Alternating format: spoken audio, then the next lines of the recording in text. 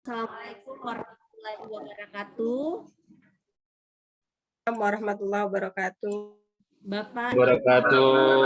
Bapak Yuli Maina selaku narasumber, adik-adik dari sekolah yang sudah mengikuti daripada pertemuan virtual kita pada siang hari ini yang berhubungan dengan sehat digital.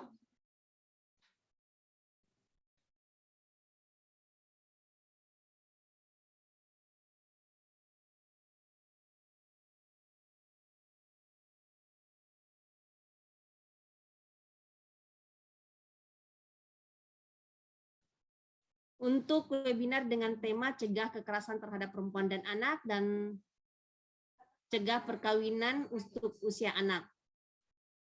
Ini saya lihat udah 43 orang yang hadir selaku partisipan. Apakah dari pihak sekolah, pihak dari SMK, Bapak sudah bisa, Bapak Muhammad Irfan, bisa kita mulai sekarang ya?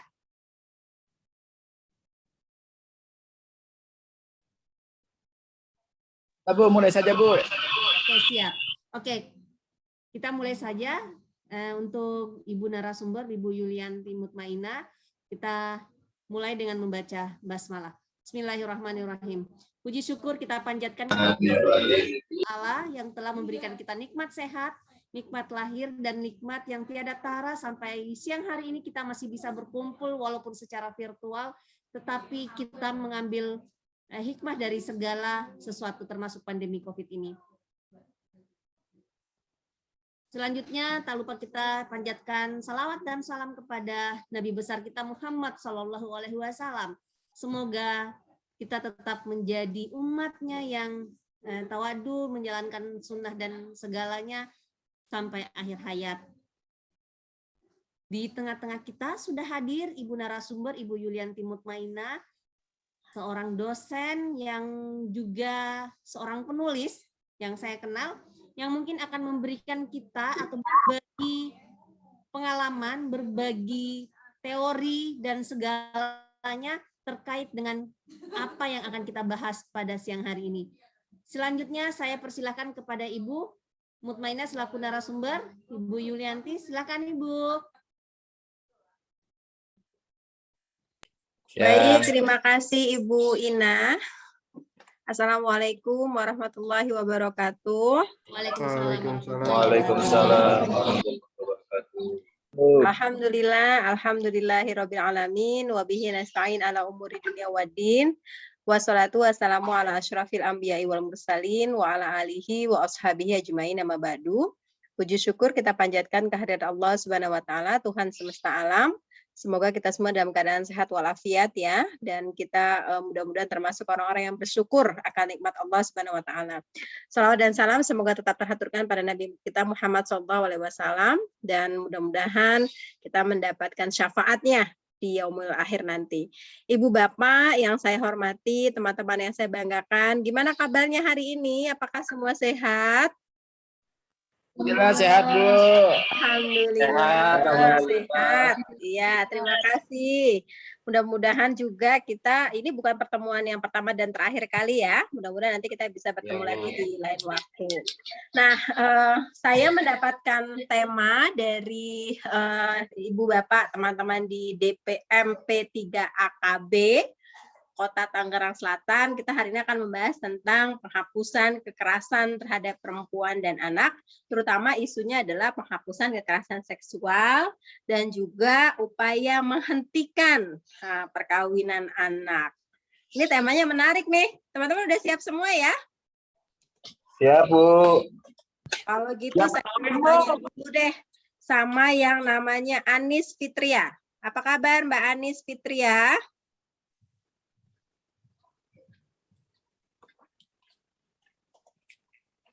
Baik, Ibu. Ada di mana, sehat? Alhamdulillah. Alhamdulillah sehat. Mbak Anis pernah dengar nggak apa sih yang disebut sebagai kekerasan seksual atau kekerasan terhadap perempuan? Sudah jelas sih. Audionya bareng aja, satu matiin kek. Audionya. Oh, ini lagi ini ya, ATM. Zoom bareng ya? Ini lagi Zoom bareng. Oke, yang di belakangnya Mbak Anis, halo. Ada yang bisa jawab apa sih itu kekerasan seksual?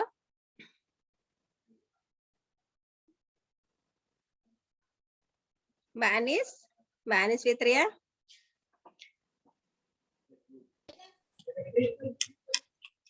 Kayak ujian ya ditanya ya, langsung bingung. Oke, saya mau Di unmute kayaknya, Bu. Mas Ridho Ramadan gimana? Apakah Di unmute kekerasan operator. seksual itu? Mas Ridho Ramadan? Iya, kenapa, Bu? Apakah yang disebut sebagai kekerasan seksual atau apa sih yang Mas tahu tentang kekerasan seksual? Itu suatu pelanggaran yang dilakukan oleh orang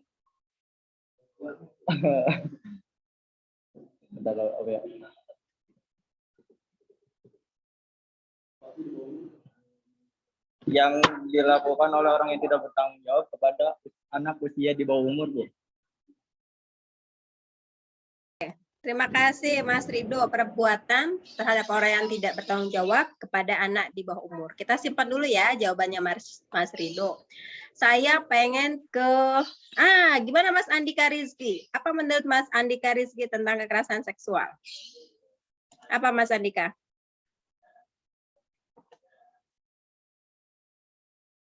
Mas Andika?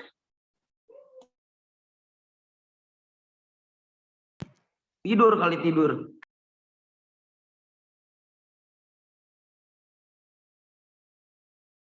Ya, Mas Andika? Kayaknya kalau masih tengok kanan, tengok kiri, mungkin belum familiar ya dengan pertanyaan ini. Oke, baik. Kalau misalnya belum familiar, saya ingin mengajak teman-teman semua untuk mengetahui lebih lanjut apa sih sebenarnya yang disebut sebagai kekerasan seksual ya. Dan mari kita sama-sama menghapuskannya begitu di lingkungan sekolah kita. Teman-teman, apa sih yang disebut sebagai kekerasan seksual? Mungkin belum banyak yang dengar, tadi Mas Ridho sudah memulai perbuatan yang tidak baik, kira-kira begitu. Nah, teman-teman, kekerasan seksual itu adalah perbuatan yang tujuannya merendahkan, menghina, menyerang ya tubuh perempuan dengan nafsu, diikuti dengan paksaan, ancaman, atau perbuatan yang berkaitan dengan relasi kuasa. Jadi kemudian menyebabkan kesengsaraan terhadap fisik, psikis, dan seksual korban. Ya, ada yang pernah dengar tentang pelecehan seksual? Oh, tadi kan kekerasan seksual. Kalau pelecehan seksual apa ya? Ada yang pernah dengar? Mas Afrizal, mungkin kasih tanggapan boleh? Apa itu kalau pelecehan seksual, Mas Afrizal?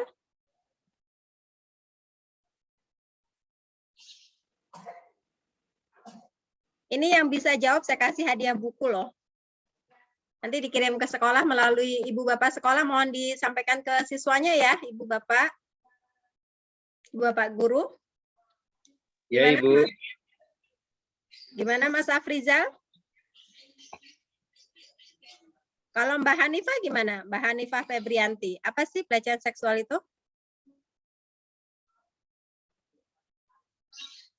Gimana Mbak Hanifah? Oke, kalau belum ada tanggapan, kita ke penjelasan. Nah, kalau pelecehan seksual, teman-teman, ini sentuhan fisik maupun non-fisik yang diarahkan kepada organ reproduksi atau seksualitas korban, ya. Termasuk juga mempertontonkan materi pornografi, keinginan seksual, colekan atau sentuhan, ya, gerakan yang sifatnya tujuannya juga merendahkan, membuat rasa tidak nyaman, tersinggung, merasa direndahkan korban. Contohnya apa ya kalau misalnya pelecehan seksual? Apa sih contohnya? Atau kekerasan seksual, ada yang mau bantu? Contohnya apa?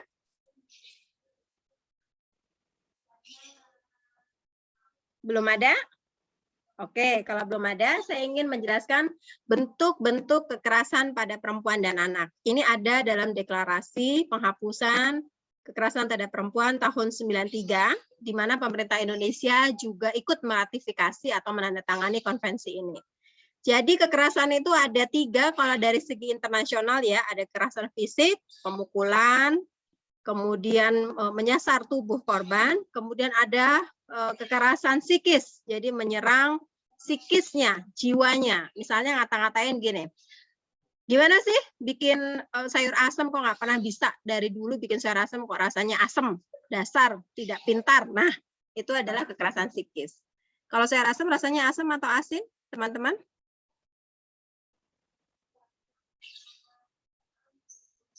Mbak Novi, kalau sayur asem rasanya asem atau asin?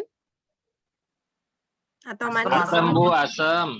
Nah, sayur asem rasanya asem, tapi karena marah lalu dikata-katain perempuan tadi dasar tidak pintar, dasar ini, dasar itu. Nah, itu adalah kekerasan psikis. Jadi yang diserang itu adalah psikisnya. Dasar kamu tidak tidak punya akal, berakal udang dan lain sebagainya. Isi kebun binatang bisa keluar. Nah, itu adalah kekerasan psikis. Dikatain terus-menerus ya, itu adalah kekerasan psikis. Ada kekerasan seksual, jadi pemaksaan hubungan seksual ya. Misalnya ayah kepada anak perempuan, paman kepada ponakan perempuan, dan lain sebagainya, kakek kepada cucu perempuan. Nah, kalau dalam Undang-Undang Nomor 23 Tahun 2004, kita punya satu bentuk kekerasan terhadap perempuan dan anak adalah penelantaran ekonomi. Jadi tidak diberikan nafkah, depan. dikasih akses untuk... Udah, saya keluar ya. Ya, suaranya ada yang bocor, mohon di-mute. Tidak diberikan akses untuk bekerja, tidak diberikan nafkah, dan lain sebagainya. Kalau contoh-contoh dari kekerasan seksual ataupun pelecehan seksual seperti apa ya? Kalau contoh dari kekerasan seksual adalah perkosaan. Ini banyak sekali kita temui di media massa ya, pemberitaan-pemberitaan. Kalau pelecehan seksual ini sering hadir di tengah-tengah kita, bahkan mungkin kita tidak sadar. Misalnya catcalling, panggilan yang merendahkan perempuan. Assalamualaikum, cewek jilbab putih, godain kita dong. Nah, itu pelecehan seksual. Atau sweet, sweet, ih kamu cantik banget sih, sweet, sweet. Nah, itu adalah pelecehan seksual. Menyentuh, menepuk, memegang area tubuh perempuan dengan tujuan merendahkan. Jadi mencolek bokong perempuan, payudara perempuan, leher perempuan, bibir perempuan, dada, dan lain sebagainya. Itu adalah pelecehan seksual.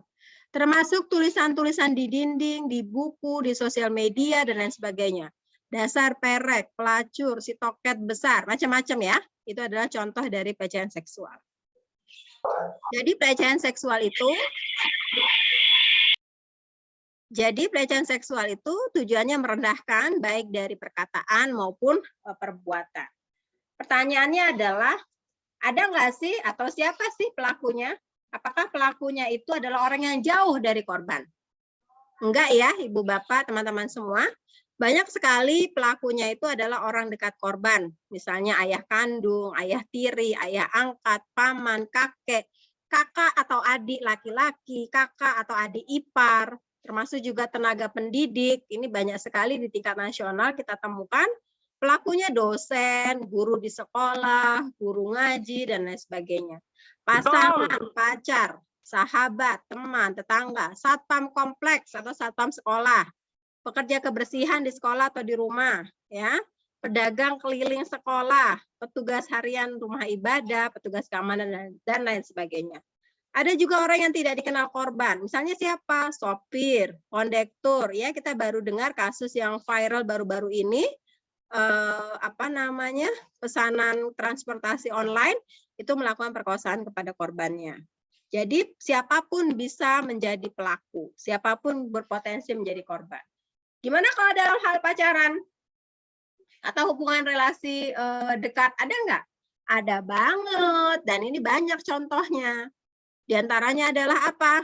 Kalau kamu cinta sama aku, kamu harus mau aku cium. Kalau kamu cinta sama aku, kenapa? Ya, kalau kamu suka sama aku, kamu harus jalan sama aku, temenin aku. Jadi ada upaya memaksa, mengontrol korban ya dari pelaku tadi. Jadi memang dia mengkooptasi atau tujuannya adalah untuk membuat korban itu tidak berdaya. Ibu Bapak dan teman-teman semua, ini adalah beberapa contoh data kasus di tingkat nasional tentang kekerasan terhadap perempuan dan anak, terutama kekerasan seksual. Bayangkan ya, anak perempuan kita itu selalu menjadi bayang-bayangnya itu adalah kekerasan seksual yang menimpa mereka. Baik di tingkat lokal maupun di tingkat nasional. Jadi datanya itu sangat luar biasa dan mengerikan. Kita harus menghentikan ya kasus-kasus seperti ini. Dalam prakteknya banyak sekali mitos yang berkembang di masyarakat. Mitosnya adalah perempuan dewasa, biasanya yang menjadi korban itu adalah perempuan dewasa. Perkosaan itu karena perempuannya nggak pakai jilbab. Perkosaannya itu kan terjadi di malam hari yang gelap. Perkosaannya itu perempuannya menikmati, pelakunya orang lain, nggak mungkin keluarga. Ini mitosnya. Kenyataannya, faktanya, perempuan, baik bayi perempuan sampai mayit perempuan, itu potensi menjadi korban kekerasan itu ada.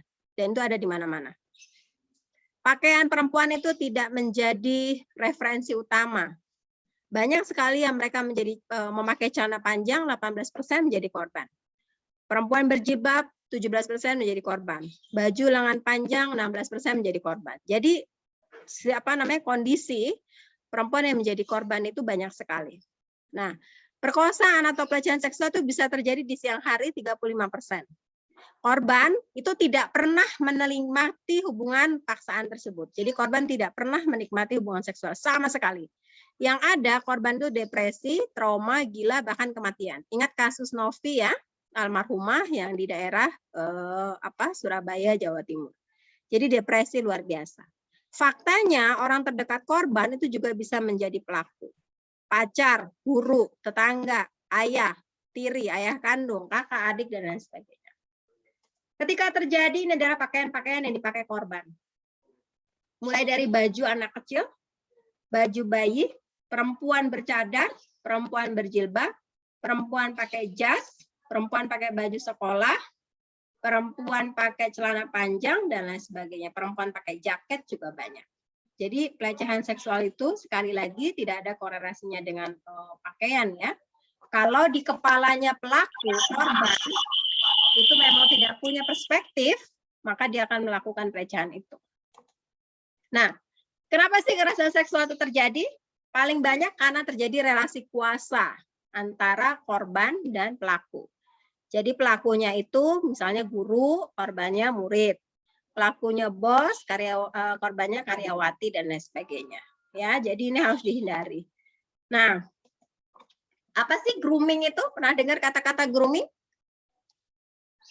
Grooming adalah upaya untuk membangun hubungan kepercayaan ikatan emosional sehingga ada upaya memanipulasi pelaku kepada korban. Misalnya begini, Fahmi Solihin ini misalnya menjadi korban.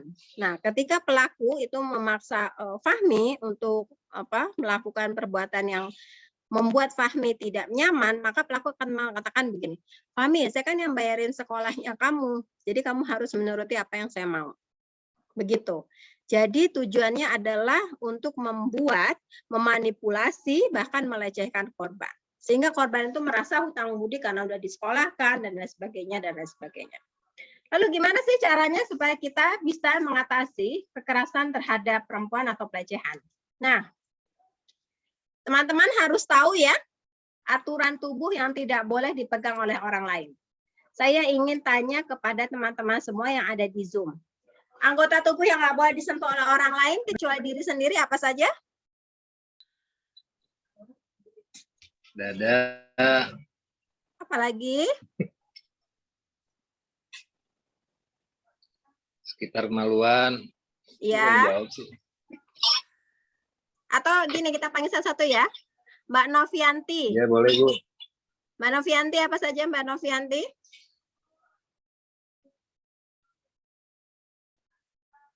Mbak Novianti.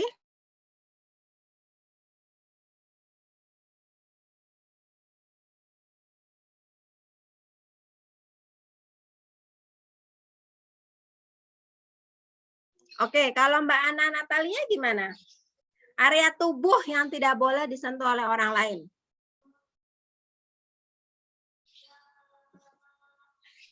Dada. Terus? Ya Rizky, silakan Andika Rizky. Bokong.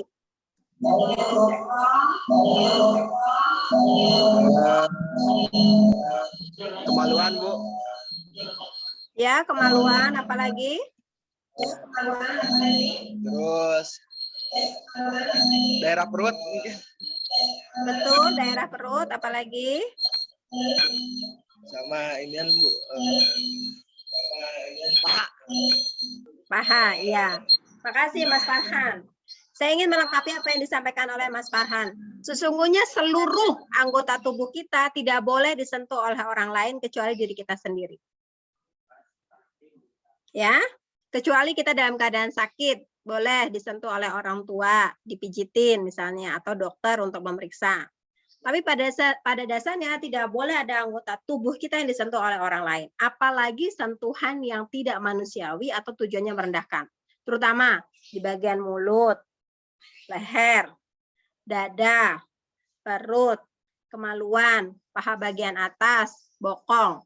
Kemaluan ini maksudnya penis atau vagina ya. Teman-teman juga harus tahu itu namanya. Jangan sampai namanya burung, namanya tongkat. Nah, itu nggak jelas itu.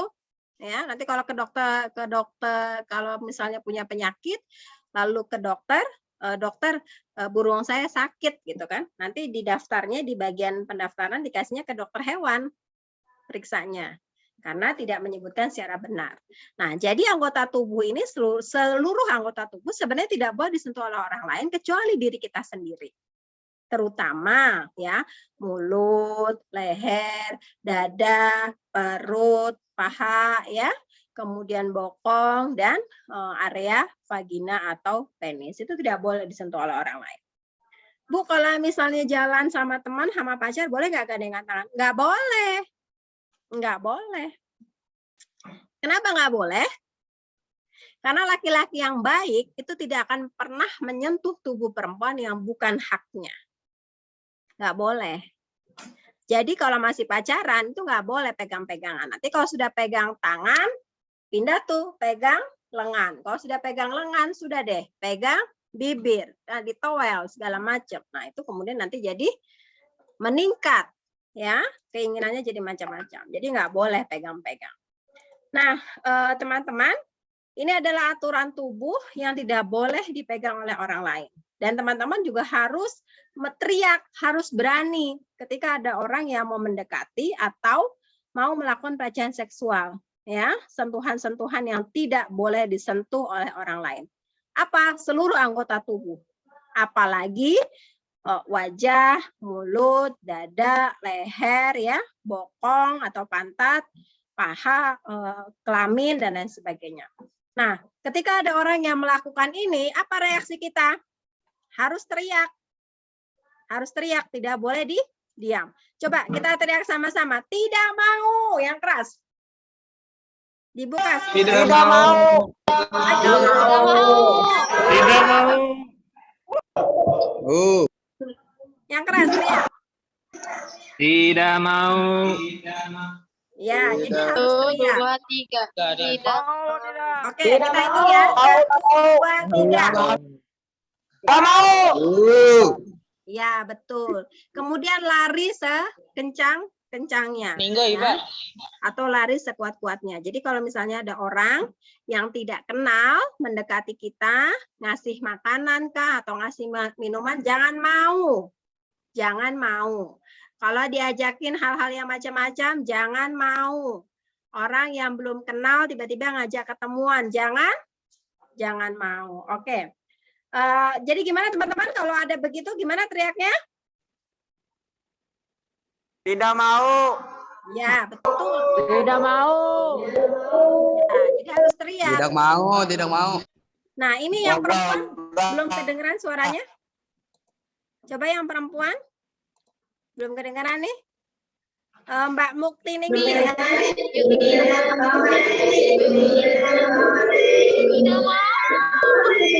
Ya, Mbak Siti Amina, coba teriak. Mbak Siti Amina, coba teriak. Mbak Siti Amina. Tidak mau. Terima kasih. Mbak Ana Natalia, coba teriak. Yang kuat tidak mau, gitu dong. Ayo Mbak Ana.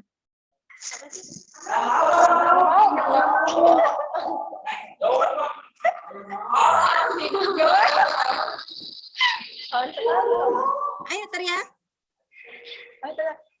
Ayo teriak Mbak. Tidak mau. Aduh, teriaknya kok lemes banget. Ini udah pada makan siang kan? Nggak mau. Ya, betul. Terima kasih teman-teman. Betul sekali, terima kasih. Nah, kalau misalnya ada yang melakukan pelecehan atau kekerasan kepada kita, apa yang harus teman-teman lakukan? Yang pertama teriak, yang kedua lari, yang ketiga segera hubungi orang-orang yang teman-teman anggap dekat ya atau bisa dipercaya. Jadi kalau misalnya teman-teman merasa percaya kepada guru, maka harus cerita siapa yang melakukan itu. Kalau teman-teman ada di rumah, bicara dengan ibu, bicara dengan ayah, bicara dengan orang tua. Kalau temannya bisa mendukung, maka juga bisa bicara dengan teman sebaya. Jadi jangan disimpan sendiri. Bicara juga kepada lembaga pengada layanan korban. Jadi jangan dipendam sendiri. Nah, teman-teman, ibu bapak, cara mengatasi kekerasan terhadap perempuan dan anak.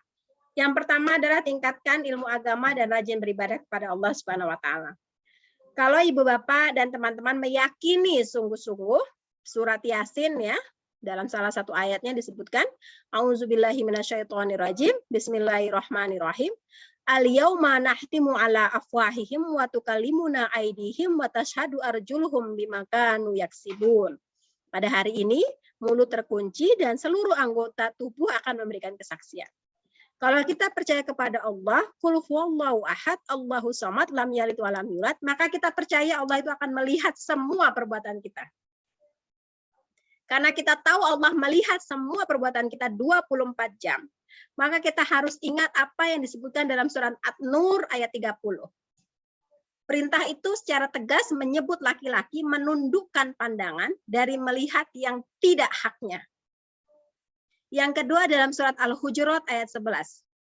Ya ayyuhallazina amanu la yashar qaumun min qaumin. Yang disebut pertama kali adalah laki-laki supaya tidak memanggil dengan panggilan yang merendahkan atau menghinakan.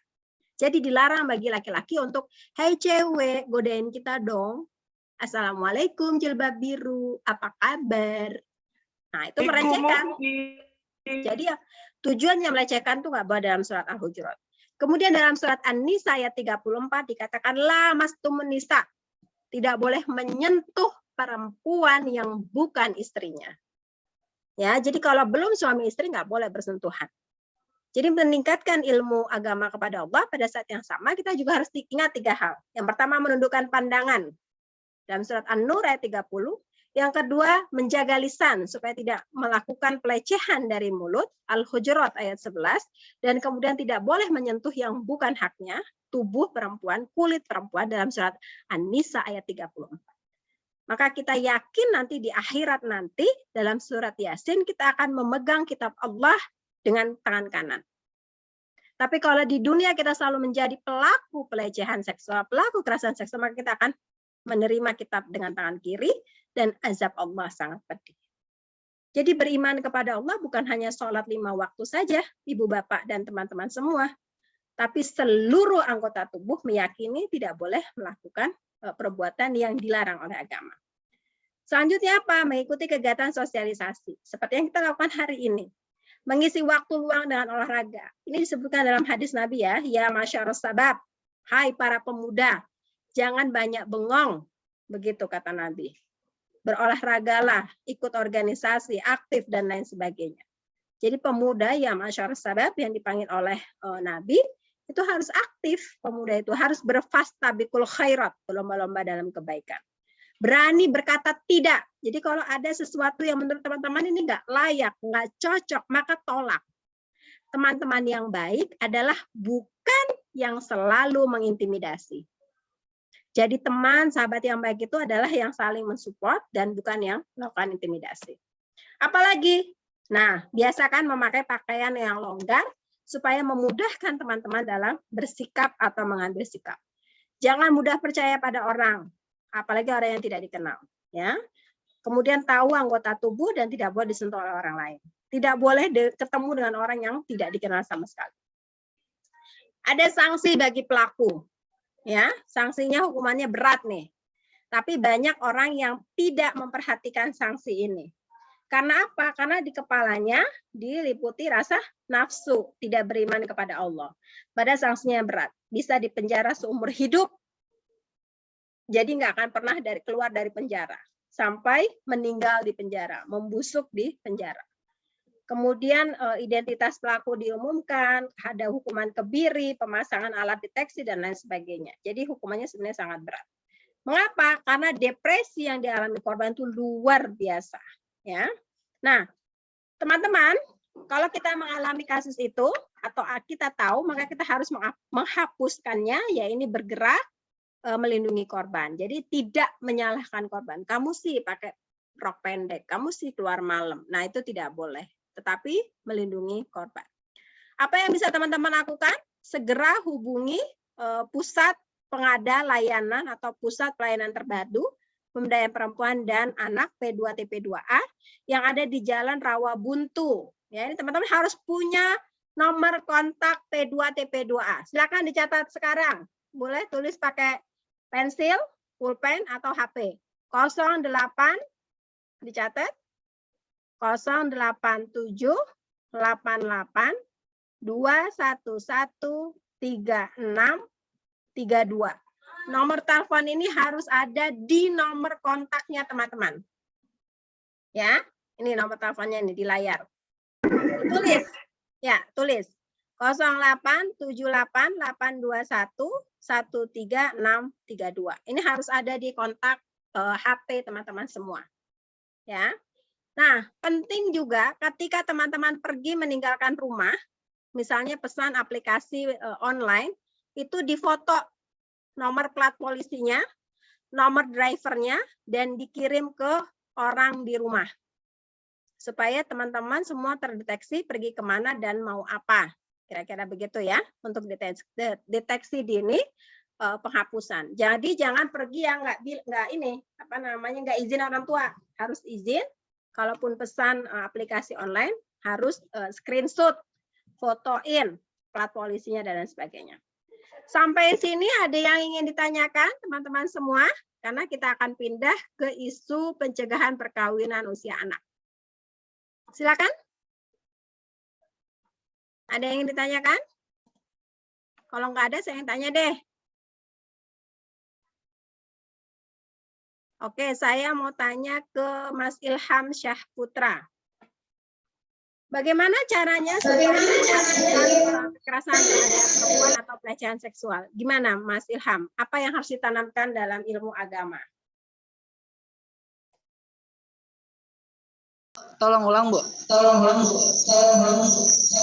Jadi upaya mencegah kekerasan seksual itu adalah pendalaman soal agama.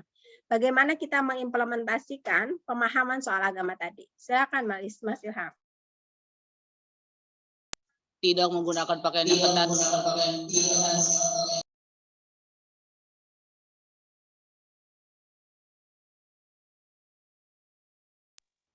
Tidak menggunakan pakaian yang ketat. Udah. Kalau Mas Indriansyah gimana? Gimana Mas Indriansyah? Indra Mansyah ya? Silakan Mas.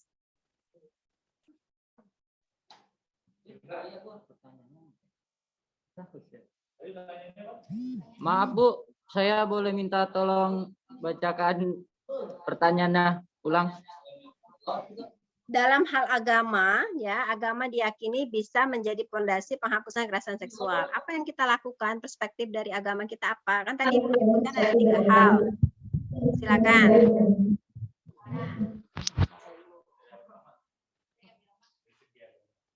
Dari segi agama. Ya betul. Oh, ini aja Bu, beribadah yang rajin agar terhindar dari sesuatu yang gak menahan nafsu dengan berpuasa dengan apa? Dengan berpuasa sunnah, Bu. Oke, baik. Mas Indra, makasih. Apalagi?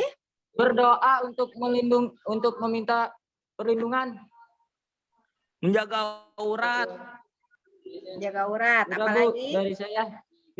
Tidak jauh dari orang tua. Tidak jauh dari orang tua. Apalagi? Banyak, Bu.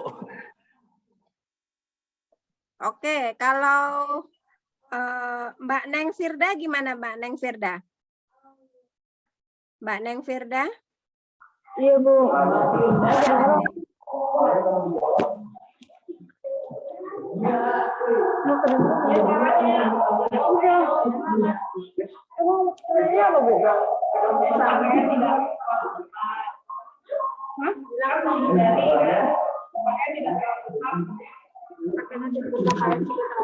Berpakaian tidak terlalu ketat.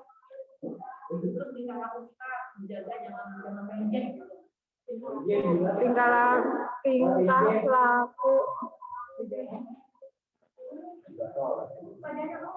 Nggak ada, Bu. Nggak ada, Bu.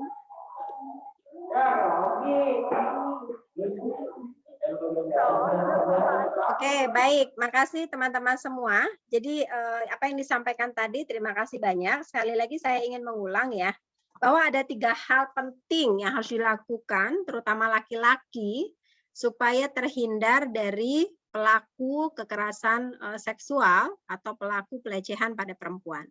Yang pertama, sebagaimana disebutkan dalam surat An-Nur ayat 30 tentang menundukkan pandangan. A'udzubillahi minasyaitonirrajim. Bismillahirrahmanirrahim. Kullil mu'minina yaghuduna min absarihim wa yahfazu furujahum dzalika azqalahum innallaha khabirum bima yasnaun.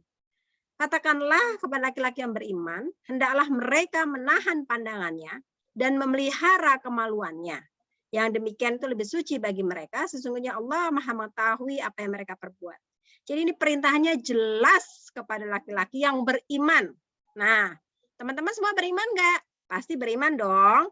Karena beriman itu hendaklah menahan pandangannya, menundukkan pandangannya, dan memelihara kemaluannya. Ini prinsip yang pertama. Bagaimana teman-teman? Jelas? Jelas nggak? Jelas ya? Jelas, Bu. Jelas ya? Oke. Yang kedua adalah dalam surat Hujurat ayat 11. Ini juga diperintahkannya jelas kepada laki-laki. Ya. Kenapa? Dilarang memanggil panggilan yang merendahkan atau menghinakan orang lain. A'udzubillahi minasyaitonirrajim. Bismillahirrahmanirrahim. Ya ayyuhalladzina amanu la yashhar qaumun min qaumin asa ayyakuna khairam minhum. Hai orang-orang yang beriman, janganlah sekumpulan orang laki-laki merendahkan kumpulan yang lain. Nah, perintahnya jelas nih. Kepada laki-laki tidak boleh memanggil dengan panggilan yang merendahkan, apalagi pada perempuan. Kemudian dalam surat An-Nisa ayat 34, la mastumun nisa, tidak boleh menyentuh yang bukan haknya. Jadi sekali lagi, ini perintahnya kepada laki-laki yang beriman supaya menundukkan pandangan, supaya menjaga lisannya dan menjaga tangannya dari menyentuh yang bukan haknya. Ya. Kenapa ini dipanggilnya kepada laki-laki? Karena sejak zaman Nabi sudah diketahui laki-laki ada yang menjadi pelaku sehingga diingatkan terus oleh agama supaya tidak boleh melakukan kekerasan ataupun pelecehan seksual. Nah, teman-teman, mari kita lanjut kepada upaya pencegahan perkawinan anak. Kenapa sih kita penting membahas tentang pencegahan perkawinan anak? Karena ternyata ya kita sudah punya kebijakan tentang perlindungan anak, kita punya kebijakan tentang Undang-Undang Perkawinan nomor 16 tahun 2019, kemudian juga dalam kebijakan-kebijakan yang ada di Indonesia, setiap orang yang berusia di bawah 18 tahun adalah anak. Jadi mereka wajib dilindungi. Teman-teman, kalau kita tahu dan kita harus tahu, Indonesia itu negara ke-7 di dunia dan kedua di ASEAN dengan angka perkawinan anak tertinggi. Jadi jangan menikah di bawah usia 21 tahun, di bawah 18 tahun, karena itu masih usia anak.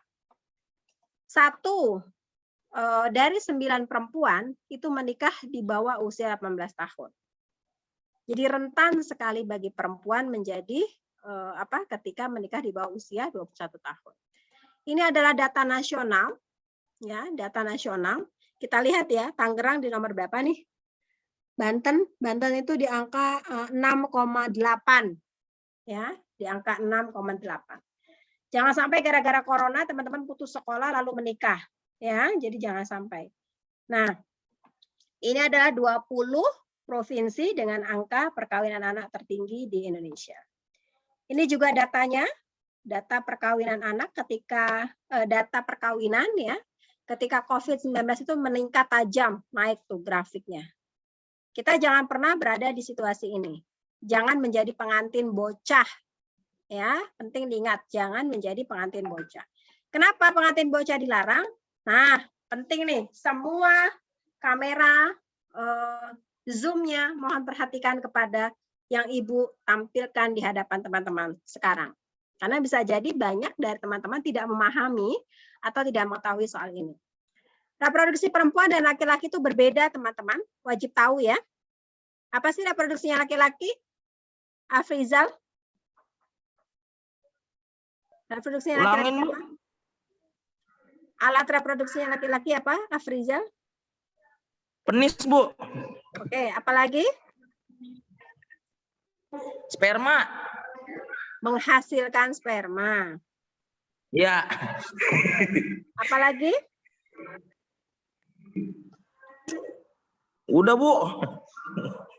Kelabas. Kalau dilihat di layar, alat reproduksinya laki-laki itu 3. Ada penis, ada testis, ada payudara tanpa kelenjar mamai. Penis tujuannya untuk apa? Pipis, 2 menit kelar. Apalagi mimpi basah, 2 jam, nyaman. Ya kan? Terus testis apa gunanya? Memproduksi sperma, dan itu bisa tiap hari. Reproduksi laki-laki tidak berbekas, sudah pasti nyaman, juga pasti enak. Ya, tidak berbekas dan tidak butuh waktu lama. Bayangkan dengan reproduksi perempuan. Bayangkan dengan reproduksi perempuan. Vagina, dia harus menstruasi rata-rata 3 sampai 14 hari.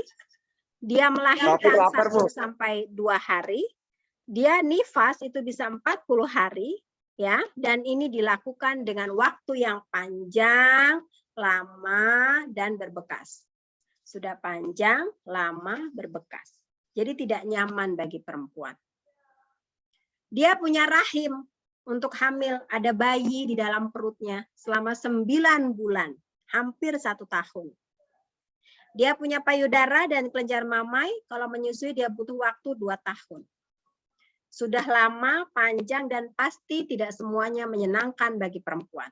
Itu sebabnya jangan pernah mau menikah di bawah usia 21 tahun karena dampaknya sangat merugikan pada perempuan. Reproduksi laki-laki itu sebentar dan nyaman. Reproduksi perempuan panjang dan belum tentu nyaman.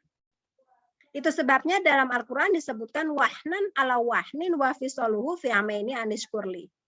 Perempuan yang hamil itu dalam keadaan lemah dan bertambah lemah.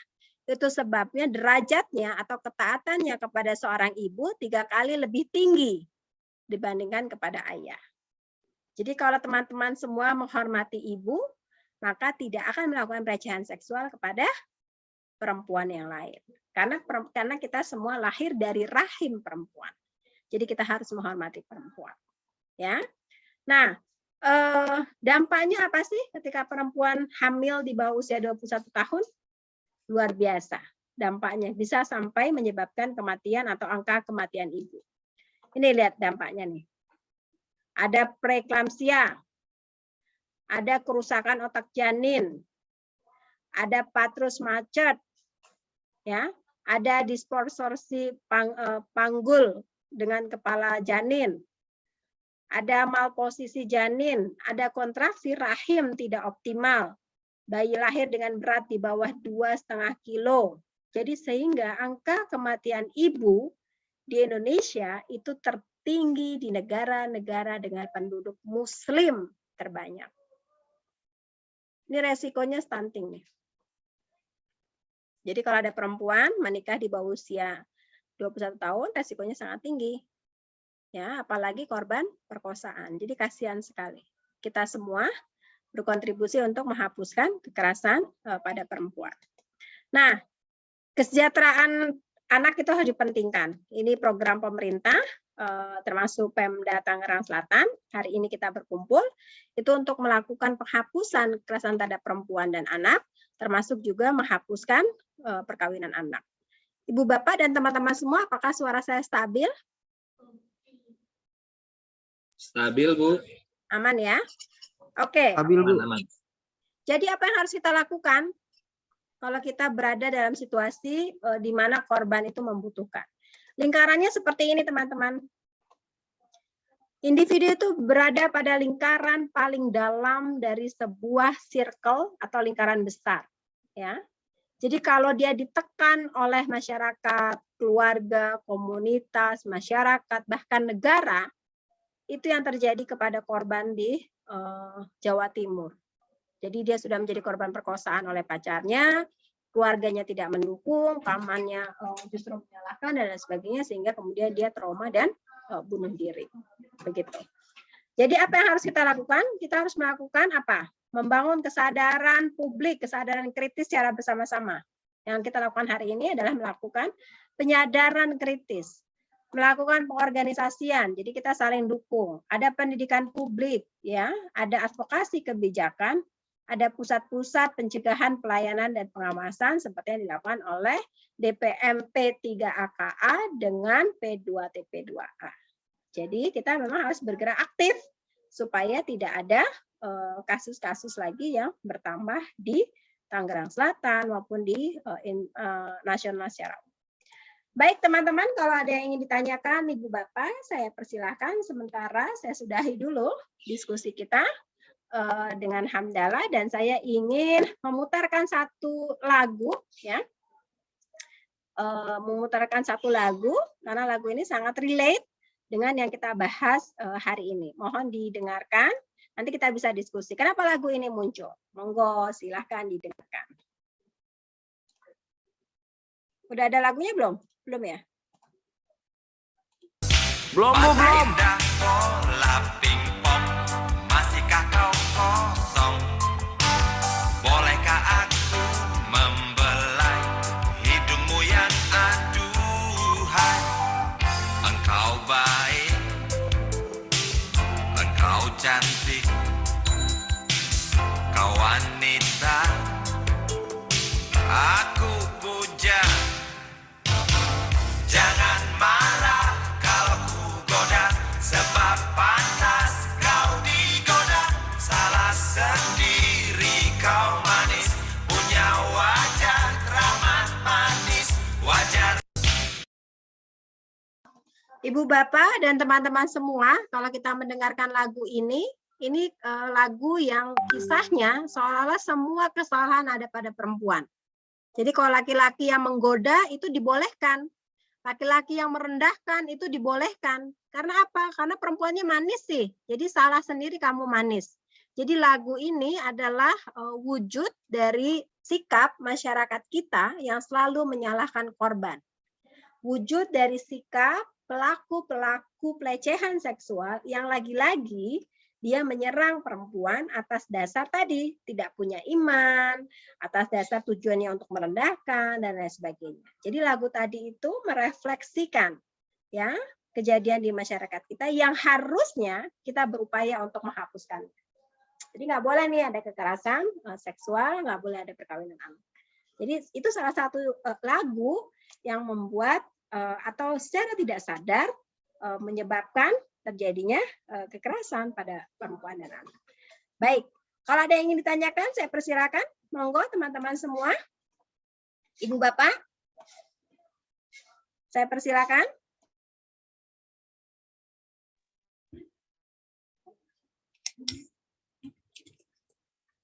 Izin bertanya, Ibu. Ya, silakan, monggo. Disebutin namanya. dengan Irfan, Ibu. Ya. Terima kasih sebelumnya atas waktunya. Terima kasih juga atas paparan Ibu Yulianti Mutmainah. Semoga apa yang telah Ibu sampaikan bermanfaat buat siswa-siswi SMK Falatehan beserta guru-guru, serta juga bermanfaat juga buat Ibu pribadi menjadi amal jariah Ibu ya dunia akhirat ya, seperti itu Ibu. Saya cuman ingin apa ya Bu, yang pertama ini masalah peran dari P2TP2A mungkin bisa lebih dimaksimalkan Bu. Ini udah banyak instansi ya, ini ada DP3AKB, ada P2TP2A gitu kan. Kita bingung ini, ada Dinas Pemberdayaan Perempuan Perlindungan Anak, intinya melindungi anak dan perempuan ya, seperti itu Ibu ya. Ada juga mungkin di tingkat kelurahan ada PPA dan seterusnya. Cuman kalau kami lihat perannya di lingkup sekolah ini masih belum terlihat Ibu. Jadi mereka action jika ada case atau ada kasus saja baru mereka bereaksi. Itu pun ya apa ya, banyak kasus-kasus mungkin yang hasilnya tidak maksimal. Jadi maksud saya itu ada tindakan preventif lah dari dinas atau bidang terkait lah untuk agar itu tidak terjadi. Tindakan preventifnya seperti apa Ibu? Misalnya ada penyuluhan secara real langsung ya. Kalau sekarang kan mungkin udah anak-anak udah mulai tatap muka, siswa-siswi tatap muka, mungkin bisa nanti itu di sekolah-sekolah atau di mana itu bisa ada penyuluhan secara langsung. Kalau online mungkin ya ada plus minusnya juga sih sama. Ya seperti itu, intinya tindakan preventif buat siswa-siswi sekolah. Terus yang kedua, masalah materi untuk langsung nanti kita minta di-share dari admin mungkin materi yang Ibu tampilkan di layar, karena kami tadi screenshot juga kayaknya nggak maksimal. Kalau ada PDF-nya gitu kan, mentahannya boleh di-share pada kami. Terus yang ketiga itu mungkin nggak terlalu urgent atau nggak terlalu ini Bu ya, masalah dalil yang tadi Ibu sebutkan ya, nggak ngoreksi sini Bu ya, cuman saya rasa cuman kurang tepat aja yang Bu pakai tadi An-Nisa ayat 43 itu adalah mastum munisa, itu kan bukanlah artinya tidak menyentuh perempuan, cuman itu kan sebenarnya hanya dalil untuk masalah wudhu atau tayamum penggantinya wudhu jika menyentuh non mahram seperti itu Ibu. Jadi bukan larangan menyentuh perempuan, maksud saya itu kalau yang konteks di ayat An-Nisa 43 itu kan hubungannya dengan toharoh Bu ya, seperti itu. Terima kasih, mungkin itu saja Ibu. Mohon maaf jika kurang lebih dan kurang lebihnya kami mohon maaf. Terima kasih. Baik, terima kasih Pak Irfan. Saya langsung izin jawab saja ya Pak Irfan ya. Ya Ibu, boleh. Ya, betul. Dari pertanyaan yang terakhir, lamastum nisa. Betul sekali Pak, ini ayat yang menjelaskan kalau kita mau beribadah, dalam hal ini adalah perintah sholat, maka kita diwajibkan untuk bersuci atau toharoh. Toharohnya bisa dengan wudhu atau bisa dengan tayamum. Dan ketika sudah wudhu atau tayamum, kemudian tidak boleh kira-kira tersentuh. Begitu. Walaupun kemudian lamastum nisa ini punya 5 perspektif dari imam mazhab yang berbeda-beda satu sama lainnya. Tapi saya tidak akan membahas perspektif dari 5 mazhab terkait lamastum nisa untuk untuk berwudu atau tayamum untuk sholat dan lain sebagainya. Karena ini juga punya implikasi terhadap suami atau istri boleh nggak bersentuhan ketika sudah berwudu atau lain sebagainya. Titik tekan saya begini, apabila kita mau bersolat saja, kita mau menghadap Allah Subhanahu Wa Taala, kita diminta untuk bersuci, kita tidak boleh berhalusinasi tentang lawan jenis karena itu akan membatalkan wudu. Begitu juga dalam kehidupan sehari-hari. Kalau kita orang-orang yang beriman, maka seharusnya kita juga tidak menyentuh perempuan yang bukan haknya, apalagi tujuan penyentuhannya itu adalah untuk merendahkan. Jadi misalnya seorang mahasiswi atau karyawati, kemudian dilecehkan, disentuh payudaranya, bokongnya, ditoel, segala macam, itu adalah perbuatan yang tidak sesuai dengan agama. Jadi kalau bersuci saja itu adalah perintah ketika untuk sholat, demikian juga dalam kehidupan sehari-hari. Kita juga tidak boleh tepok-tepok, tidak boleh sentuh-sentuh, tidak boleh toel-toel. Kira-kira begitu maksudnya Pak Irfan. Jadi saya ingin memahami ayat An-Nisa ayat 34 ini seperti ayat yang overarching isu. Begitu. Nah, dalam fikih sunnah, Sayyid Sabiq, ya, ulama besar yang menulis buku fikih sunnah itu mengatakan perempuan korban perkosaan sebagai hirabah atau muharib dalam fikih. Hukumannya apa? Hukumannya sangat jelas dan sangat tegas kalau kita memakai fikih dari pendapat ulama.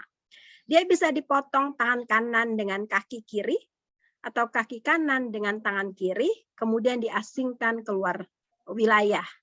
Ini kalau menurut Imam Sayyid Sabiq dalam fikih sunnah. Jadi pelaku pelecehan, pelaku kekerasan dalam Islam itu sangat sangat ditindak tegas begitu.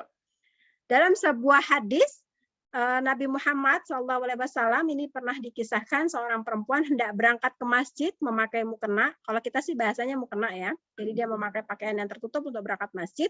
Kemudian mendapatkan pelecehan seksual. Ketika dihadapkan kepada Nabi, perempuan ini melaporkan apa yang dialami. Lalu semua orang yang lewat pada jam subuh pada saat itu, yang kira-kira lewat di situ, oleh Nabi dipanggil semua. Ya, jadi Nabi mengumpulkan sahabat lalu mencari kira-kira pelakunya siapa. Karena Nabi mendengarkan kesaksian korban. Lalu dipanggilkan dihadapkan satu laki-laki, lalu ditanya kepada korban, benarkah laki-laki ini yang memperkosa Anda? Memperkosamu. Lalu kata perempuan tadi, korban, iya betul. Ketika akan dihukum rajam, tiba-tiba datang laki-laki lain yang mengatakan, ya Rasulullah, saya sebenarnya melakukan perkosaan, bukan laki-laki tadi. Lalu laki-laki yang tadi dibebaskan, laki-laki kedua yang mengaku dia sebagai pelaku dihukum.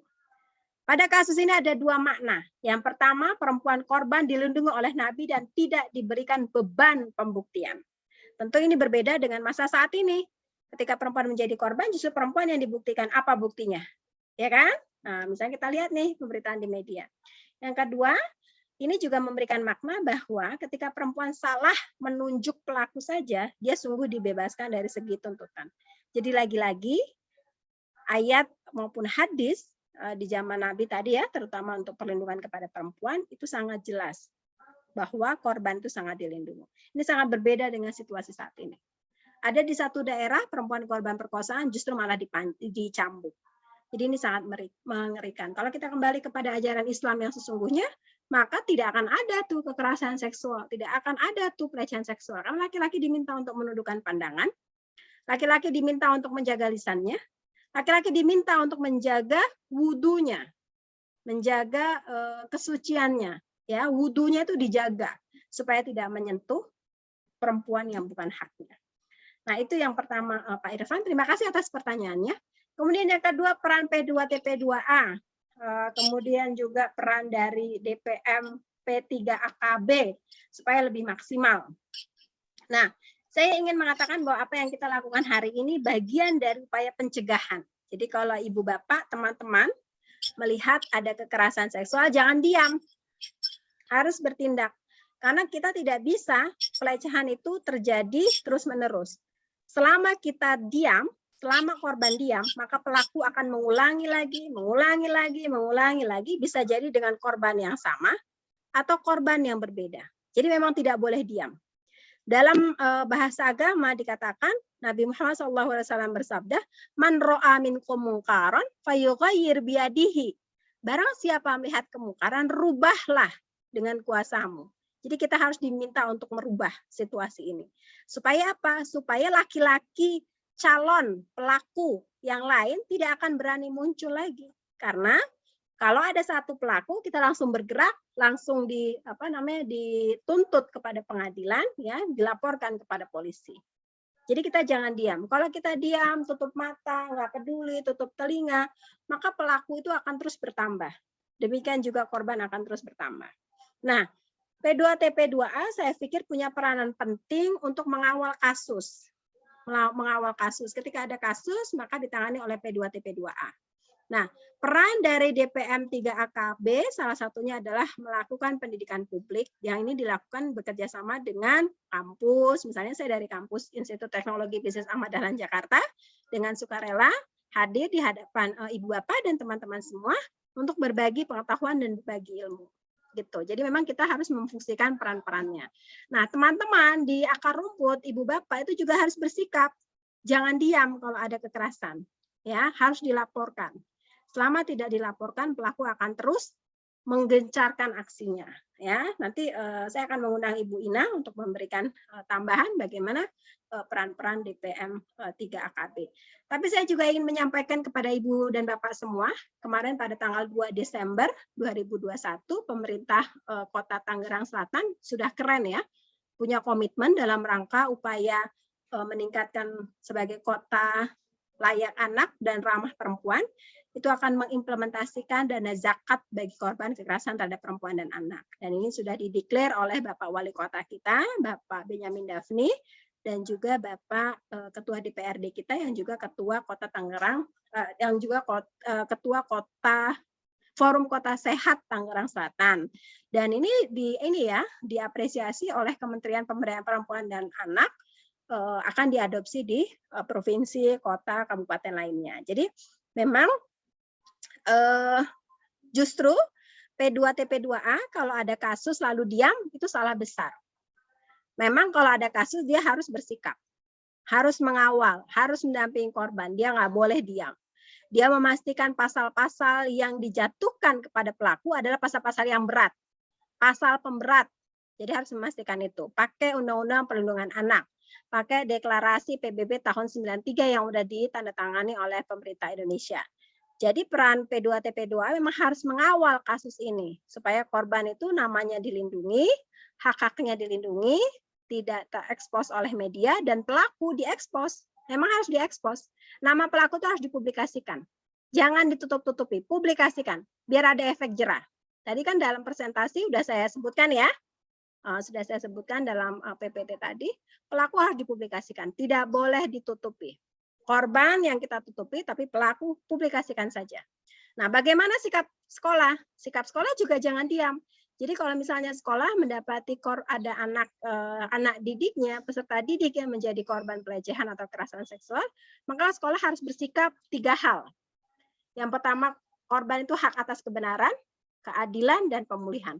Kebenarannya apa? Sekolah mengatakan bahwa telah terjadi kekerasan seksual kepada mahasiswi atau kepada siswi kita.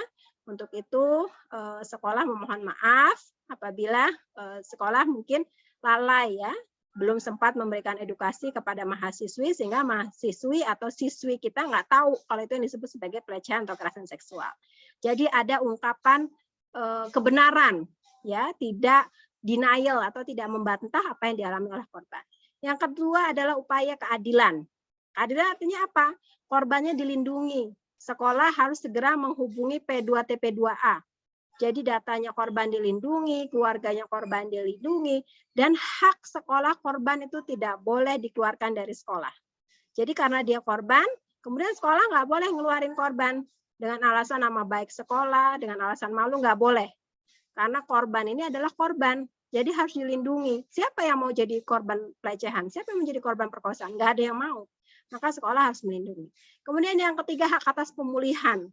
Jadi korban itu selama dia menderita, selama dia sakit, maka dia boleh bebas tugas ya, bebas sekolah. Supaya trauma healingnya terpenuhi. Supaya dia bisa recovery. Supaya dia bisa pulih kembali. Jadi jangan dibebani dengan pekerjaan, kalau dia karyawati jangan dibebani dengan tugas-tugas sekolah kalau dia masih sekolah. Nah, peran sekolah atas hak atas kebenaran, keadilan dan pemulihan ini harus dipenuhi oleh sekolah. Nah, begitu juga oleh P2TP2A.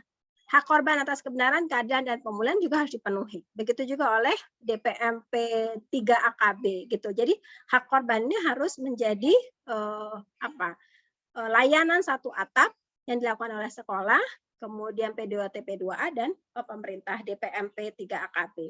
Nanti DPM P3AKB misalnya sebagai pejabat pemerintah yang sudah punya komitmen untuk dana zakat, maka bisa mengalokasikan dana zakat bagi korban untuk biaya pemulihan, biaya rumah sakit, biaya trauma healing, dan lain sebagainya. Kira-kira begitu Pak Irfan? Terima kasih Ibu atas jawaban-jawabannya. Semoga Ya, bermanfaat. Bapak, sama-sama. Saya juga mengundang teman-teman, Ibu, Bapak, guru yang lain, monggo. Kita berdiskusi bersama. Silakan. Siswa-siswi mungkin.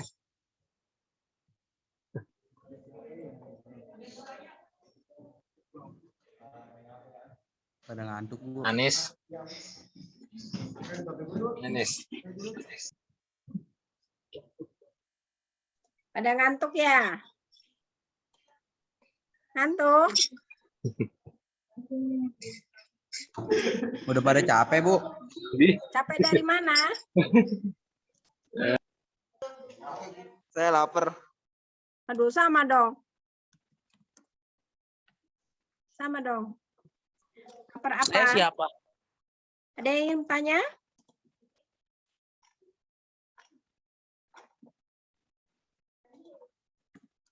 Silakan.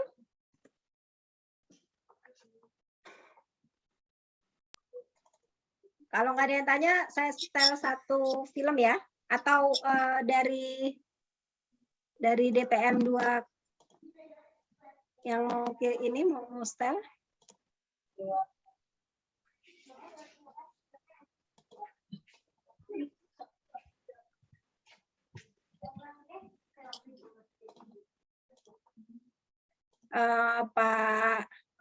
Pak Dedi, mungkin mau share video, monggo. Oh, siap Bu, siap. Nah, supaya kita nggak ngantuk, kita nonton video dulu ya, yang udah disiapkan oleh teman-teman di DPM P3 AKT. Monggo Pak Dedi.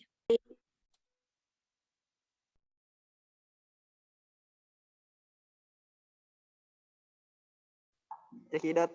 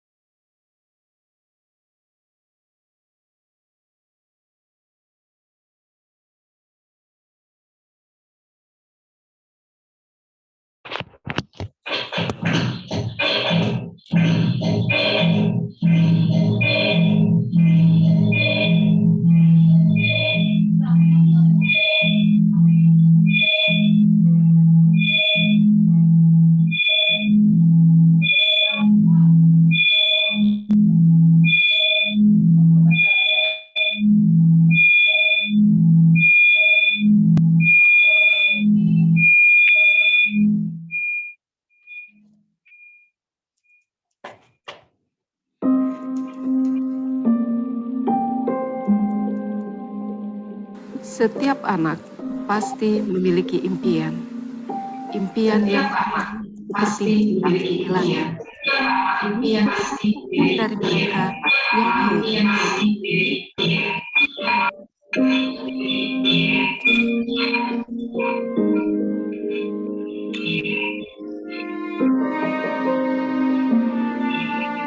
namun kenyataan berkata lain. Mereka terpaksa harus mengubur mimpinya dalam-dalam bersamaan saat mereka menikah di usia yang mereka bermain bersama teman seusianya dan tidak ada lagi kesibukan mereka belajar bersama dengan teman-teman di sekolah. Perlahan impian setinggi bintang-bintang itu pun sirna. Mereka menjalani tanggung jawab sebagai orang yang bersuami yang seharusnya belum mereka tempuh. Dan mereka memiliki beban yang tidak seharusnya mereka pikul. Mereka hanya bisa menerima tanpa bisa lagi memilih.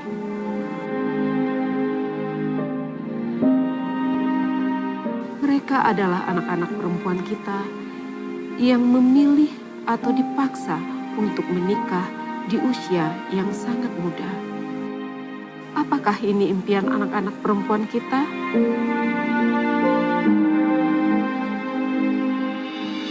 Perkawinan anak ini harus dihentikan.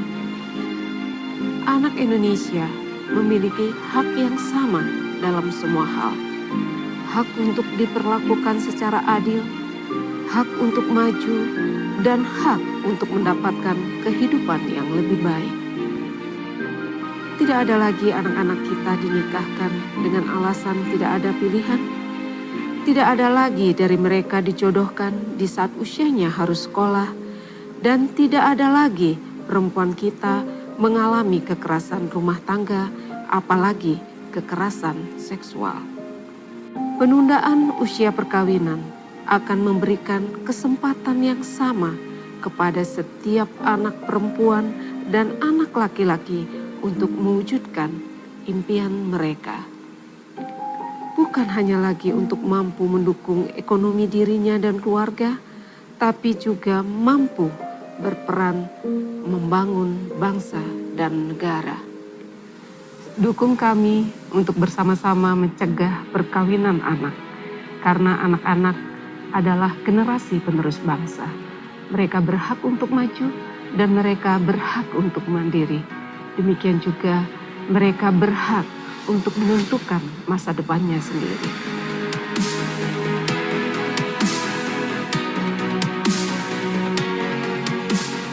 Solusinya hanya satu, perkawinan anak harus dicegah, mulai dari tingkat desa, kelurahan, kabupaten kota, provinsi, hingga nasional. Karena itu, kita akan terus melakukan segala upaya untuk mencegah perkawinan anak. Bantu kami, dukung kami untuk mewujudkan Indonesia Layak Anak 2030 dan Indonesia Emas 2045.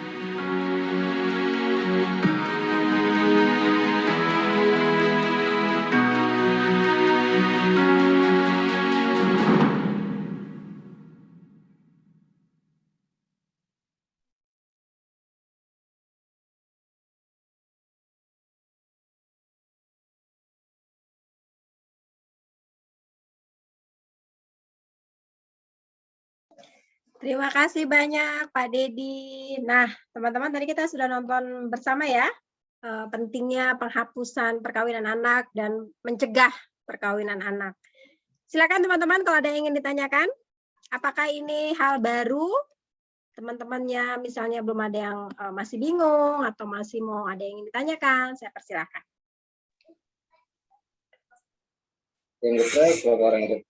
Masih bingung kayaknya Bu, teman-teman Bu. Hal yang baru ini buat siswa-siswi soalnya kan kelas 10-11 ini kan memang angkatan corona ya. Jadi misalnya ini secara online terus. Dan untuk penyuluhan mungkin ini baru pertama kali ada. Kalau yang saya ingat baru pertama kali ada dari P2 TP2A ya, untuk ke sekolah-sekolah.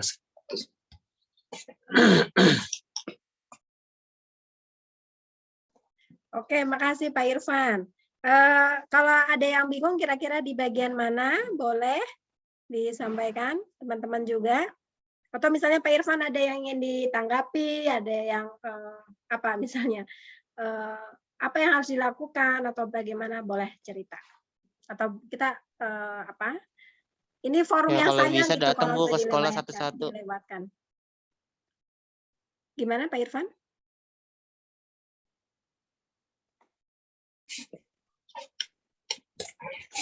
Atau ibu bapak gurunya boleh juga? Ibu Bu bapak Mukti guru mungkin, boleh? Bu Mukti, Bu Ana, yuk. Ibu Ana. Bu Rasda, silakan. Ya bisa yuk. Silakan.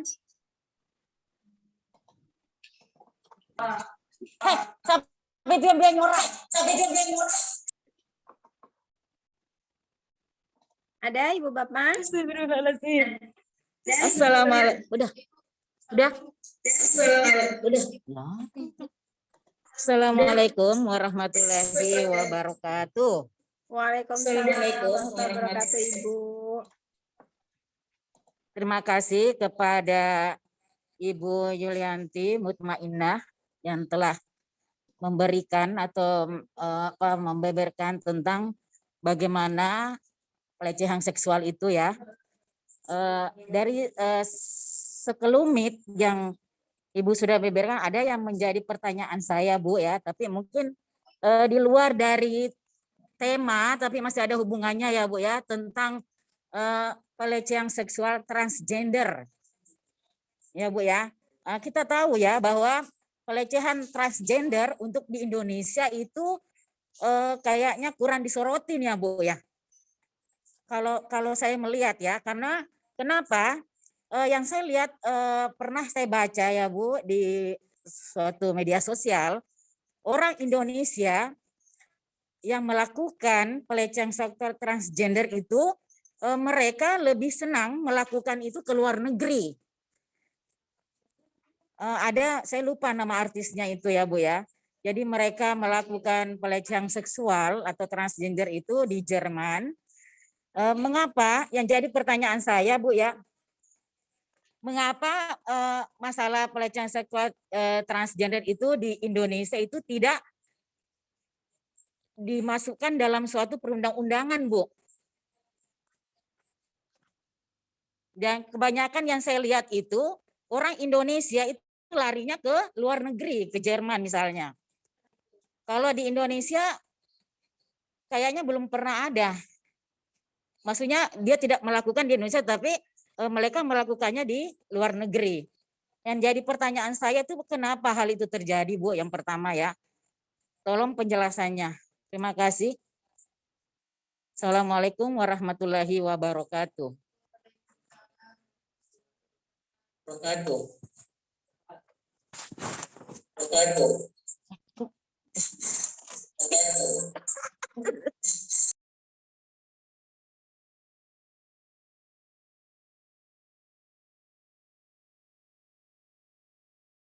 Baik, terima kasih Ibu Rashda atas pertanyaannya. Baik sekali ya, sudah memberikan tanggapan dan pertanyaan.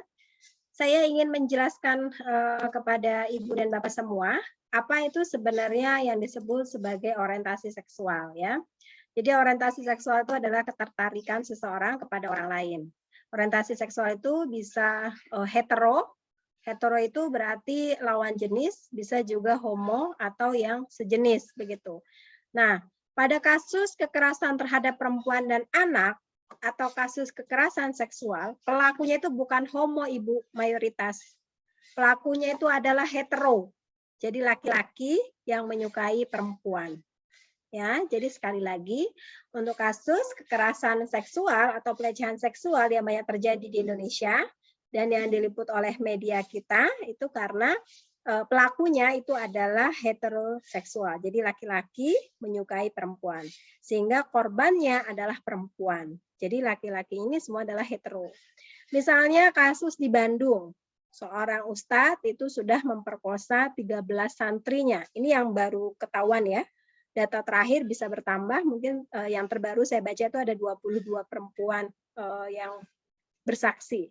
Dan ini hetero, pelakunya hetero. Kemudian di gereja juga marak kita dengar ya, pelakunya bernama Henry, itu juga hetero, melakukan pelecehan seksual kepada biarawati di gereja. Biara ya, biarawati. Kemudian juga kasus di mana lagi? Jombang, pelakunya juga laki-laki. Korbannya lebih dari 34 anak perempuan.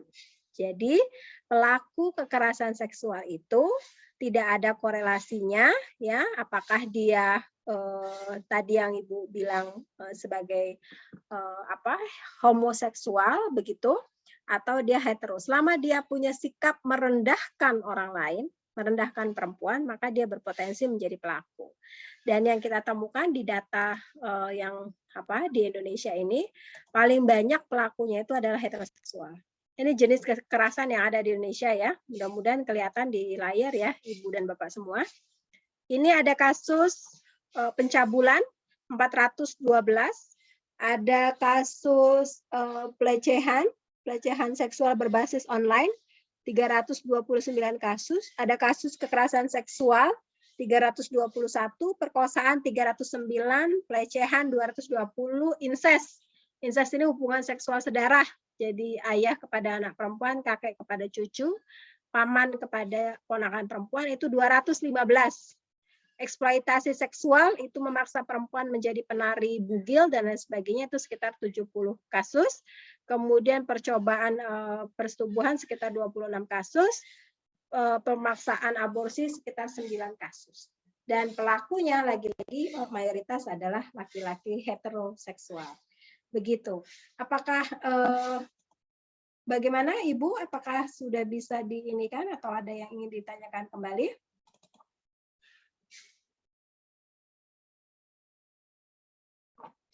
Ya, Ibu. Terima kasih ya Bu ya. Di sini saya masih belum puas kayaknya Bu ya.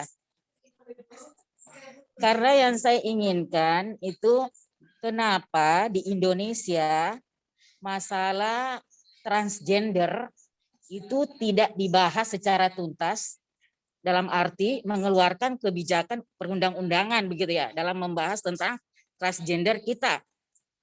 Karena kalau kita lihat ya Bu ya, kebanyakan orang Indonesia itu justru melakukannya itu larinya ke luar negeri, ke Jerman. Seperti misalnya si Ragil itu ya Bu ya. Mereka melakukannya di luar negeri, di Jerman. Mereka tidak melakukan di Indonesia. Mungkin apa yang menjadi pertanyaan itu apa yang menyebabkan hal ini bisa terjadi?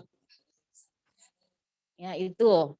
Saya minta kebijaksanaan dari Ibu untuk membahas sedikit masalah si pelaku ini karena mungkin ada kaitannya dengan pelecehan seksual juga ya. Ya, terima kasih transgender Ibu. dia, Bu. Ya, terima kasih Bu Fujiati. Yang pertama sekali lagi saya tegaskan bahwa pelaku pelecehan seksual atau pelaku kekerasan seksual yang terdata di Komisi Nasional Anti Kekerasan Terhadap Perempuan di Indonesia sebagai komisi negara yang fokus pada penghapusan kekerasan terhadap perempuan, pelakunya adalah heteroseksual. Artinya laki-laki yang menyukai perempuan. Kalau kita lihat di data kasus berikut ini, misalnya di daerah Indonesia, saya izin share screen, petanya ya, ternyata itu banyak terjadi di daerah Aceh, kemudian juga di Riau, Jawa Barat, kemudian Banten, ada juga, kemudian Jakarta, Jawa Tengah, Jawa Timur. Ini yang viral ya, ini yang viral di media sosial. Kemudian juga ada di Luwu ketika anak diperkosa oleh ayahnya. Kemudian di Papua. Jadi sekali lagi saya ingin jelaskan pelaku pelecehan kekerasan seksual adalah laki-laki heteroseksual. Ya. Nah, ketika laki-laki menjadi pelaku, mari kita menghapuskannya dengan melaporkan kasusnya. Akan berbeda kasusnya dengan yang Ibu tanyakan tadi. Kalau yang Ibu tanyakan tadi adalah kalau yang saya tangkap, mudah-mudahan saya tidak salah tangkap ya, Ibu ya. Yang Ibu inginkan adalah orang-orang yang homoseksual kira-kira dihukum. Nah, kira-kira begitu. Yang saya tangkap dari yang Ibu katakan. Nah, mereka itu tidak bisa dihukum karena mereka melakukan hubungannya itu di luar negeri, misalnya begitu. Kenapa nggak di Indonesia? Kenapa nggak dihukum? Nah, hukum pidana di Indonesia itu mengatur orang bisa dipidana dalam semua bingkai hukum di semua negara. Seseorang itu bisa dihukum kalau dia menyerang orang lain, menyakiti orang lain, kemudian membuat orang lain menderita. Kalau pelaku homoseksual itu menyebabkan penderitaan, menyerang orang lain, misalnya kasus di Depok. Seorang guru dalam gereja melakukan pelecehan seksual kepada laki-laki di gereja itu sejak mereka yang rata-rata usia 8 tahun sampai mereka usia 18 tahun. Dipidana nggak? Dipidana. Dihukum nggak? Dihukum. Jadi kita harus membedakan ketika dia menjadi pelaku, baik dia homo maupun dia hetero, harus dihukum. Tetapi dalam kasus yang kita temui hari ini, banyak sekali pelakunya itu adalah heteroseksual. Nah, di masyarakat kita terkadang menjadi ambigu. Kita sedang membahas heteroseksual, laki-laki yang memperkosa perempuan, tiba-tiba dialihkan isunya kepada isu transgender. Dialihkan isunya kepada laki-laki yang berpindah kelamin menjadi perempuan, atau perempuan yang berpindah kelamin menjadi laki-laki. Kita tahu di media sosial ada mungkin ada banyak ya public figure dalam hal ini adalah pelaku di entertainment yang kemudian dia merubah jenis kelaminnya dari perempuan kepada laki-laki atau laki-laki kepada perempuan. Maunya dihukum begitu. Kan kita tidak bisa. Karena dia tidak menyerang orang lain. Dia merubah untuk dirinya, transgender untuk diri dia sendiri. Hukum pidana itu bekerja ketika ada act, ada tindakan, ada attack yang menyerang orang lain.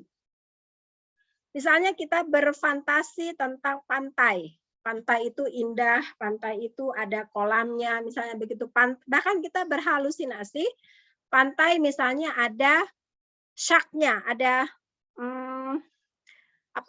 dinosaurusnya di pantai itu. Apa kemudian boleh dihukum karena kita berfantasi soal pantai? Tidak bisa. Tetapi kalau kita sudah menaruh buaya di pantai, sedangkan pantai itu dipakai untuk orang rekreasi, maka kena pidana. Jadi Ibu, kita tidak bisa mempidana artis-artis yang merubah jenis kelaminnya menjadi transgender, menjadi laki-laki atau menjadi perempuan. Yang bisa dihukum adalah pelaku pelecehan perkosaan.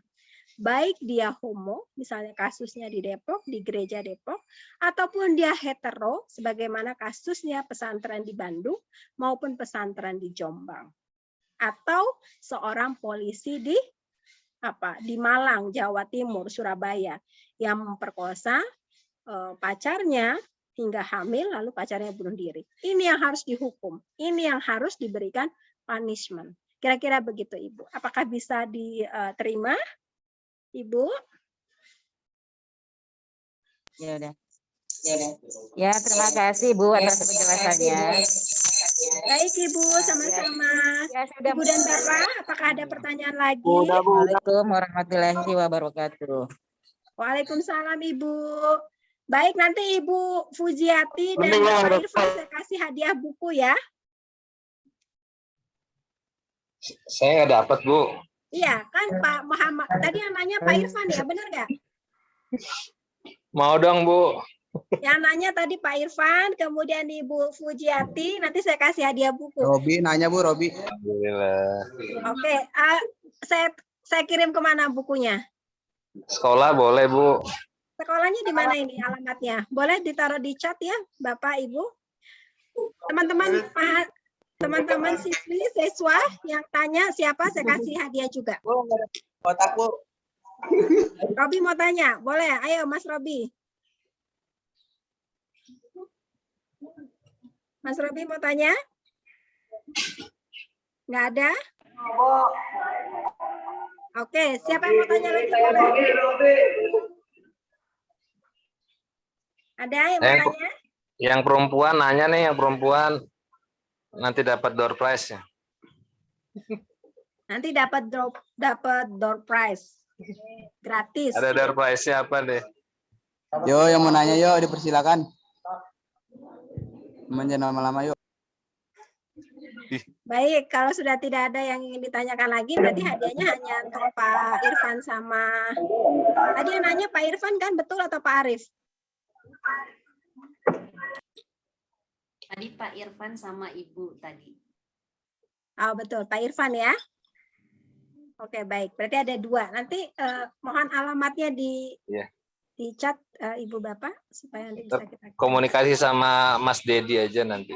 Oh boleh, siap. Siap. Teman-teman mahasiswi dah tuh. Teman-teman siswi, teman-teman siswa, ada yang mau ditanya teman-teman semua? Ayo anak-anak nanya, nanti dapat hadiah dari Bapak atau dari Ibu Guru, hadiahnya. Tuh, Pak Gurunya juga mau kasih hadiah. Yeay. Ada lagi yang mau tanya?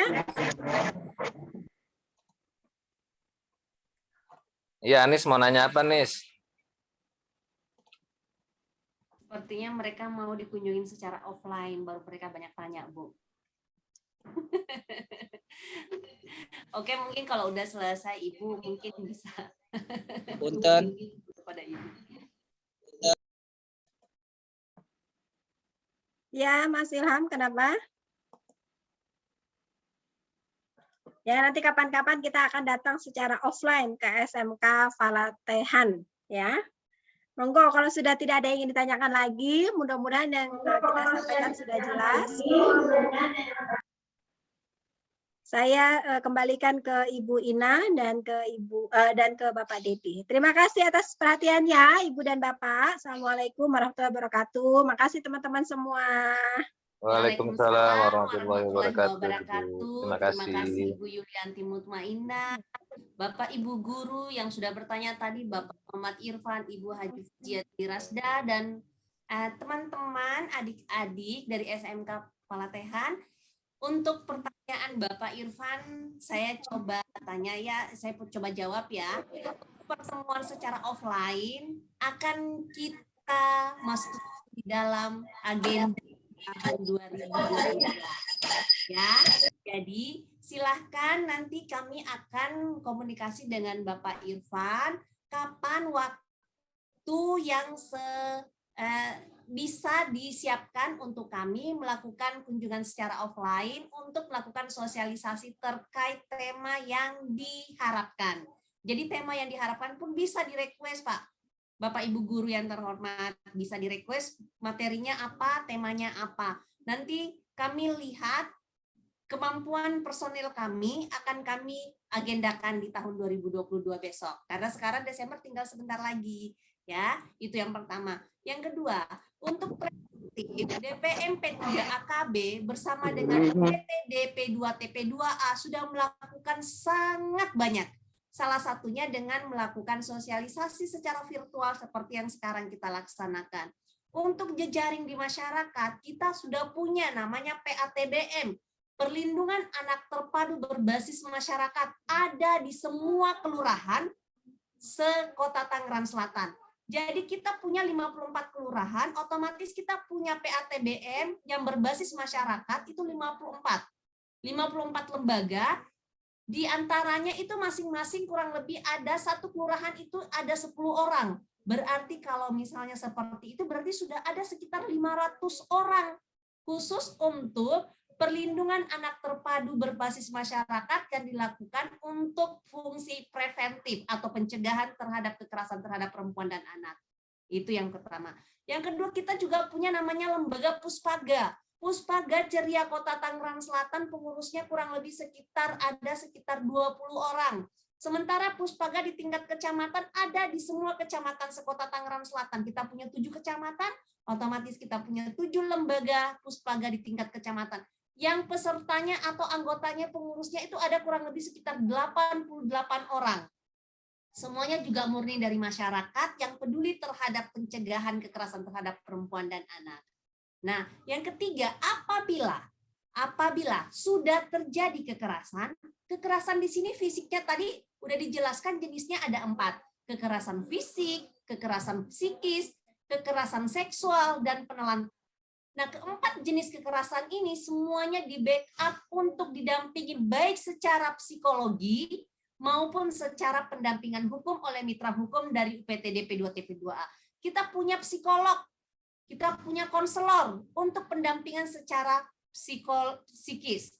Ya, jadi teman-teman atau adik-adik Bapak Ibu guru apabila mendengar, melihat kekerasan apapun jenisnya, yang keempat jenis tadi, kekerasan fisik, psikis, seksual, maupun penelantaran, silahkan mengadu melalui nomor telepon yang sudah dipaparkan oleh Ibu Yulianti tadi di UPT DP2 TP2A dengan nomor telepon tadi 087882113632. Bisa juga melalui secara online melalui aplikasi Sipadu Keren .tangerangselatankota.go.id.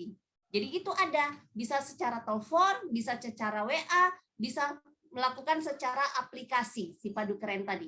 Nah, apabila pencegahan ini tidak akan mungkin bisa kita lakukan hanya dengan pemerintah saja.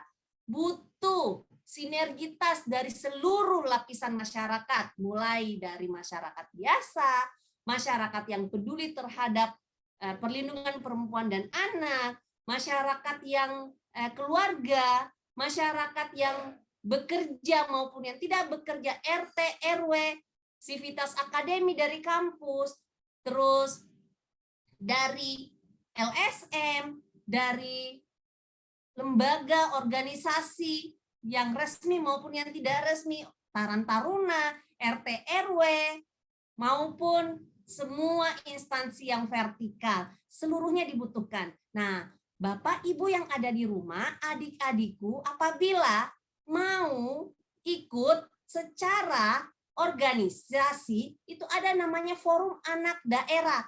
Sudah ada sampai di tingkat kelurahan forum anak daerah ini. Jadi forum anak daerah ada di tingkat kelurahan dan ada di tingkat kecamatan. Jadi kalau misalnya dari teman-teman, adik-adik siswa-siswi yang SMK mau bergabung, nanti bisa telepon, lapor ke Pak Irfan, mau ikut di kecamatan mana domisilinya, bisa ikut. Nanti ada persyaratannya yang bisa ikut seperti yang bagaimana, ya.